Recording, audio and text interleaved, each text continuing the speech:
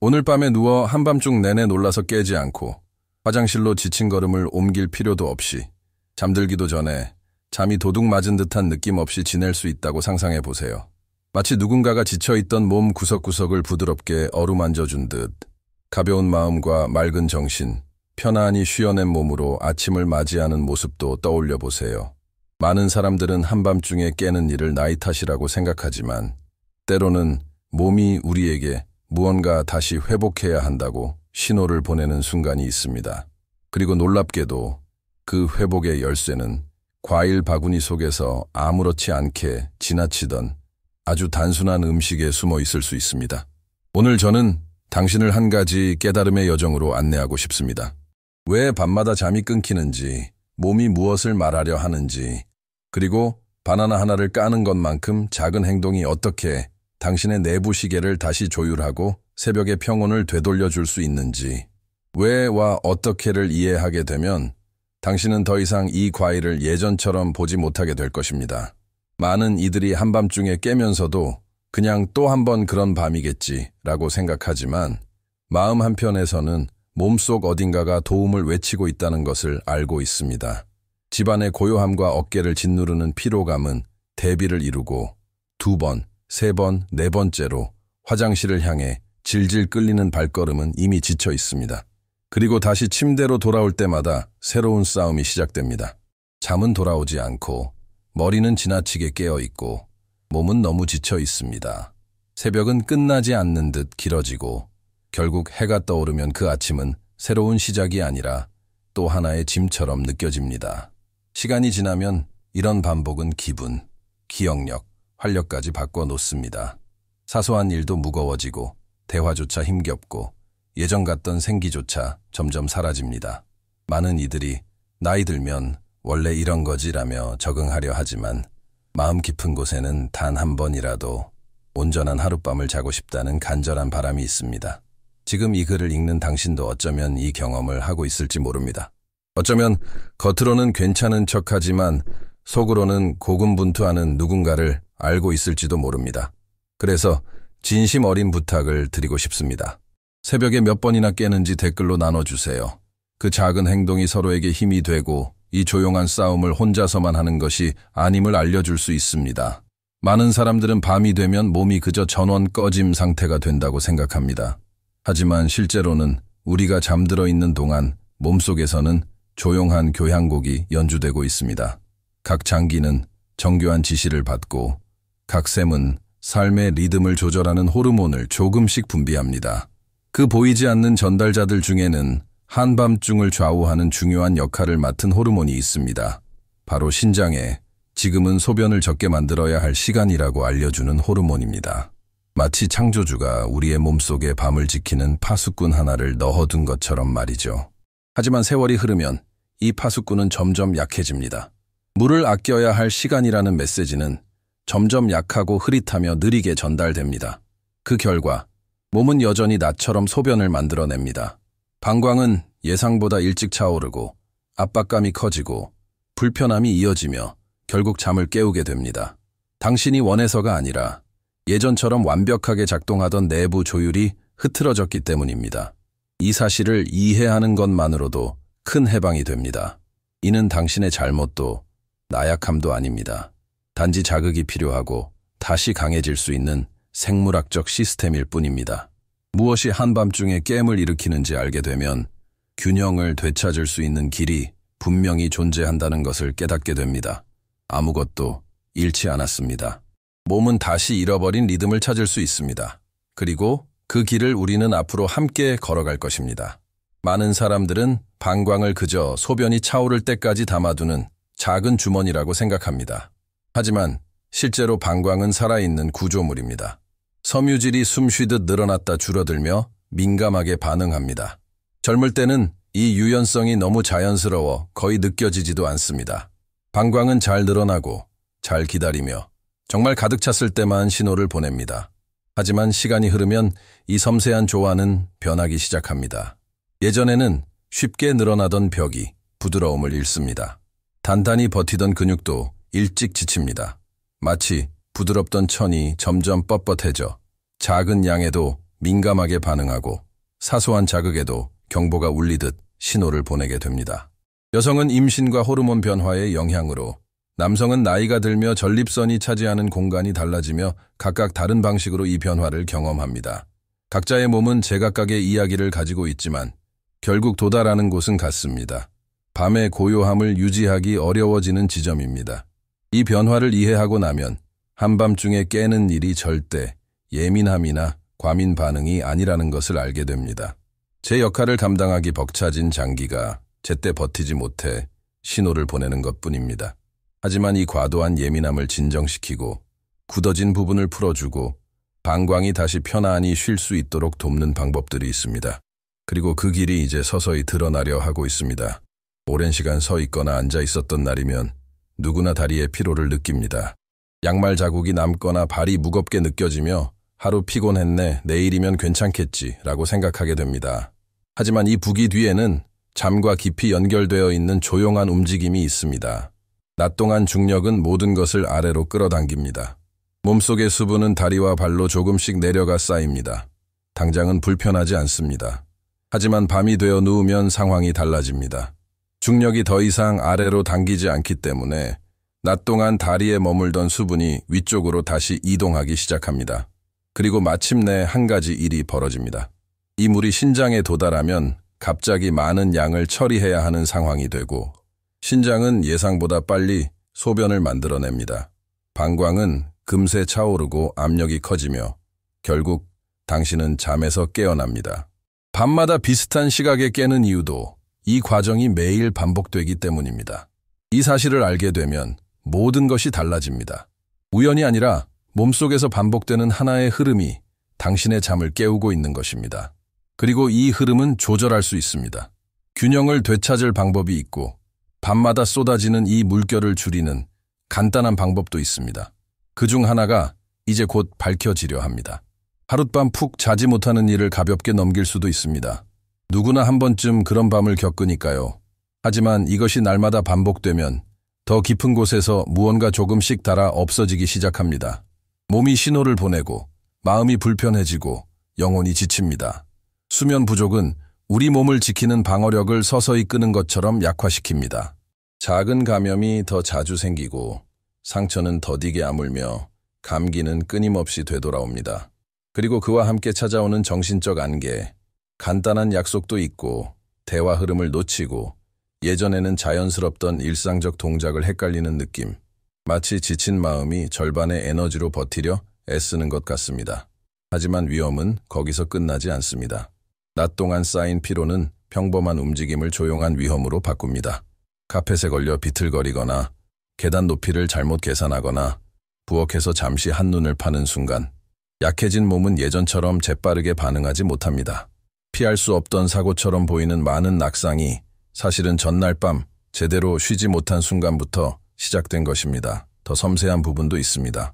뇌는 밤마다 깊은 잠을 통해 독소를 제거하고 기억을 정리해야 하는데 이 내부의 목욕이 이루어지지 않으면 노폐물이 쌓이고 연결고리가 약해지고 정신의 맑음이 조금씩 사라집니다. 이 메시지가 마음에 닿았다면 더 많은 사람도 이 경고를 받을 수 있게 도와주세요. 지금 좋아요를 눌러주세요. 그 작은 행동이 이 내용을 필요한 사람들에게 전달해 주어 자신이 겪고 있는 문제의 심각성을 이해하고 밤을, 그리고 삶을 바꿀 수 있는 길을 찾게 해줍니다. 우리가 찾는 해답은 때로 복잡한 약도 최신 기술도 아니라 늘 곁에 있었지만 너무 익숙해서 눈에 띄지 않던 것일 수 있습니다. 밤사이 몸에서 일어나는 모든 과정을 이해하고 나면 자연스럽게 떠오르는 질문이 있습니다. 이 지친 시스템이 다시 균형을 찾도록 도울 수 있는 음식이 있을까? 방광을 편안하게 하고 근육을 이완시키고 호르몬을 조절하며 몸을 끊김없는 휴식으로 이끌어줄 무언가가, 놀랍게도 그 답은 많은 이들이 아무 생각 없이 부엌해두는 한 과일에 담겨 있습니다. 안에 들어있는 영양소들이 서로 소통하고 서로를 보완하며 몸속에서 조용한 팀처럼 협력하는 과일, 달콤하고 쉽게 구할 수 있고 저렴해서 대개 간식 정도로만 여겨지지만 사실은 잠의 질에 직접적인 영향을 줄 수 있는 성질을 지닌 과일, 바나나입니다. 그래요, 바로 그 바나나. 기적 같은 해답은 아니지만 생리학적으로 매우 의미 있는 도구, 창조 속에 특별히 담긴 나이 들어가는 몸이 필요로 하는 요소들과 정교하게 조화를 이루는 선물 같은 존재입니다. 그 안에 미네랄, 섬유질, 아미노산, 그리고 균형 잡힌 당분은 휴식을 돕도록 설계된 듯한 드문 조합을 이룹니다. 적절한 방법과 알맞은 시간에 섭취하면 바나나는 한밤중에 신호를 보내는 근육의 긴장을 누그러뜨리고 신경계를 부드럽게 영양하며 몸이 깊은 잠의 리듬으로 자연스럽게 들어가도록 돕습니다. 그래서 전 세계 많은 노년층이 바나나를 꾸준히 섭취했을 때 밤이 실제로 달라졌다고 말하는 이유이기도 합니다. 바나나를 보면 손바닥에 쏙 들어오는 단순한 과일로만 보이지만 몸속에 들어가면 아주 정교한 일이 벌어집니다. 마치 작은 휴식 실험실이 열리듯 그 속의 영양소들이 각각의 역할을 수행하며 서로 조율된 시스템처럼 작용해 밤을 깨우는 요소들을 잠잠하게 합니다. 먼저 눈여겨보아야 할 점은 적당한 수분입니다. 수분이 많은 과일은 방광을 금방 채워 밤에 자주 깨게 만들 수 있지만 바나나는 과하지도 부족하지도 않은 절묘한 수분량을 지닙니다. 몸을 적당히 적셔주면서도 부담을 주지 않아 밤에 내부의 고요함을 유지하도록 돕습니다. 섬유질은 혈당의 흐름을 지켜주는 수호자처럼 작용합니다. 갑작스러운 혈당 상승, 뇌를 흥분시키고 잠을 방해하는 요인 없이 에너지를 천천히 안정적으로 풀어내기 때문에 몸 안에 평온한 환경이 만들어집니다. 미네랄은 긴장된 근육을 풀어주는 칼륨, 예민해진 신경을 달래는 마그네슘, 휴식에 필요한 화학작용을 조직하는 비타민 B6가 조화를 이루며 악기 조율하듯 몸을 정돈합니다. 이 요소들이 동시에 작용하면 바나나는 몸을 깊은 휴식으로 이끄는 밤의 향유 같은 존재가 됩니다. 내부의 작은 불빛들이 서서히 꺼지며 온전한 고요 속에 잠길 준비를 하는 것처럼 말이죠. 바나나 속에는 아주 조용하지만 가장 중요한 역할을 수행하는 성분이 있습니다. 바로 트립토판입니다. 냄새도 특별한 맛도 없고 눈에 보이지도 않지만 몸속에서 연쇄적인 변화를 일으키는 열쇠입니다. 혈류를 타고 뇌로 향하는 순간 마치 좋은 소식을 전하는 전령처럼 조용한 여정이 시작됩니다. 뇌에 도착하면 신성한 일이 벌어집니다. 트립토판은 세로토닌으로 변환됩니다. 마음을 가라앉히고 생각을 부드럽게 풀어주고 내면의 소음을 줄여주는 분자입니다. 마치 답답한 방에 시원한 바람이 스며드는 것처럼 마음의 평온을 가져옵니다. 그리고 밤이 깊어지고 빛이 사라질 때 세로토닌은 멜라토닌으로 바뀝니다. 몸에게 이제 쉬어도 돼 라고 말하는 호르몬입니다. 멜라토닌은 내부의 불빛을 낮추고 뇌의 활동을 잦아들게 하며 몸을 깊은 잠으로 인도합니다. 그 속에서 몸은 회복되고 마음은 정리되고 긴장은 풀립니다. 이 모든 과정이 작은 과일 하나에서 시작됩니다. 알맞은 시간에 행하는 단순한 행동이 우리 몸의 조화를 이끄는 연속 반응을 열어줍니다. 그래서 많은 사람들이 오후 루틴에 바나나를 더했을 때 새벽이 더 이상 적이 아니라 다시 안식처가 되었다고 말합니다. 잠은 더 이상 싸움이 아니라 다시 축복이 됩니다. 바나나가 도움이 된다는 사실은 중요하지만 핵심은 섭취하는 정확한 시간에 있습니다. 몸에는 리듬이 있고 주기가 있으며 하루 동안 열리고 닫히는 문이 있습니다. 이 시간을 존중하면 모든 과정이 훨씬 더 자연스럽게 작동합니다. 바나나는 즉각적으로 효과를 내는 음식이 아니며 영양소가 변환되고 정돈되어 뇌의 적절한 강도로 도달하기까지 몇 시간이 필요합니다. 그래서 늦은 오후, 특히 5시에서 6시 사이가 소중한 시간이 됩니다. 이 시간에 바나나를 먹으면 트립토판이 세로토닌으로 그리고 멜라토닌으로 변환될 충분한 여유가 생겨 잠자리에 들 준비를 하는 순간과 정확히 맞물립니다. 마치 알람 시계를 거꾸로 맞추는 것처럼 깨우기 위해 울리는 것이 아니라 몸에게 쉴 시간임을 알려주기 위해 울리는 셈입니다. 하지만 너무 늦게 먹으면 상황이 완전히 달라집니다. 잠들기 직전에 바나나를 먹으면 자연 당분과 비타민 B6가 뇌를 달래기는커녕 자극해 잠을 가볍고 불안하게 만들거나 오래 걸리게 할 수 있습니다. 반대로 너무 일찍 먹어도 효과가 줄어듭니다. 마치 하해지기 몇 시간 전에 촛불을 켜는 것처럼 말이죠. 그래서 이제는 아주 간단한 행동이 밤을 바꿀 수 있는 순간입니다. 이 영상을 저장하거나 이상적인 시간을 메모해 두세요. 기억력에만 의지하지 마세요. 특히 몸에 정말 안도감을 줄 수 있는 문제라면 더더욱 그렇습니다. 적어두고 기록하고 표시해 두세요. 당신의 휴식은 그만한 부드러운 정성을 받을 가치가 있습니다. 이렇게 하루가 저물고 불빛이 낮아질 때 당신의 몸은 이미 조용히 평온한 밤을 맞을 준비를 하고 있을 것입니다.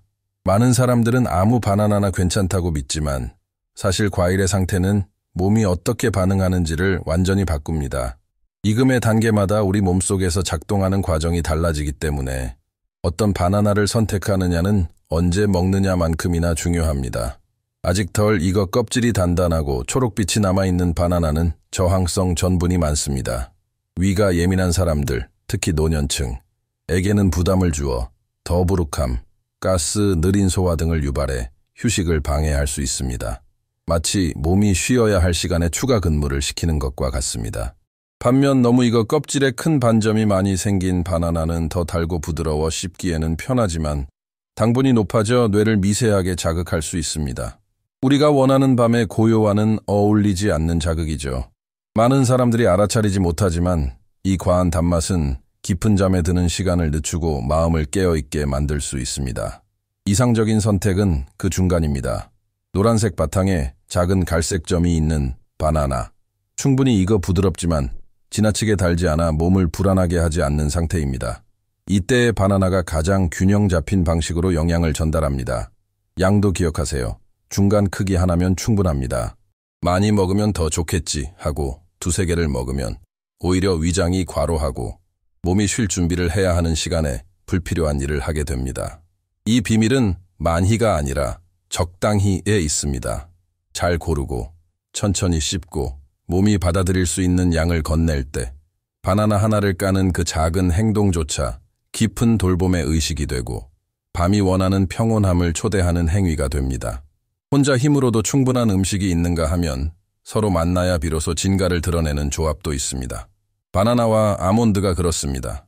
바나나의 미네랄과 트립토판 그리고 아몬드의 부드러운 마그네슘이 만나면 마치 내부에서 포근한 포옹이 일어나는 듯한 효과가 생깁니다.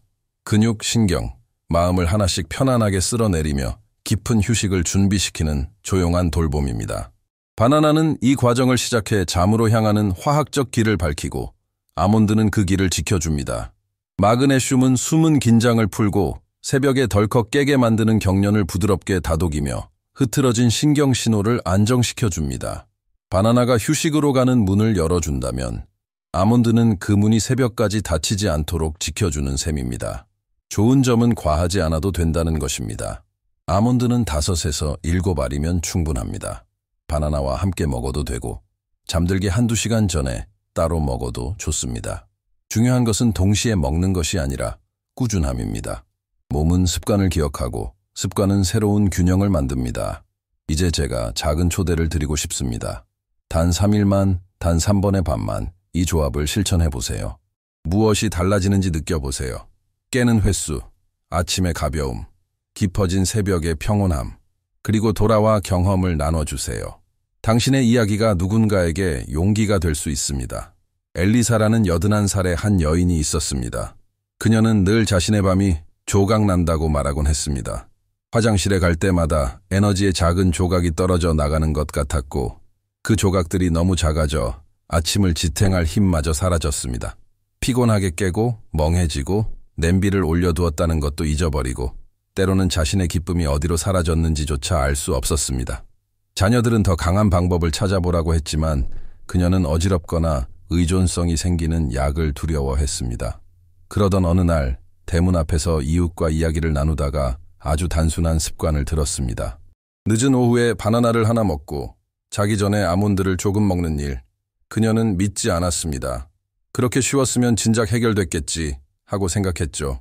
그래도 시도해 보기로 했습니다. 잃을 건 없으니까요. 첫날 밤은 별다른 변화가 없었습니다. 둘째 날, 한 번 덜 일어난 것을 알아차렸습니다.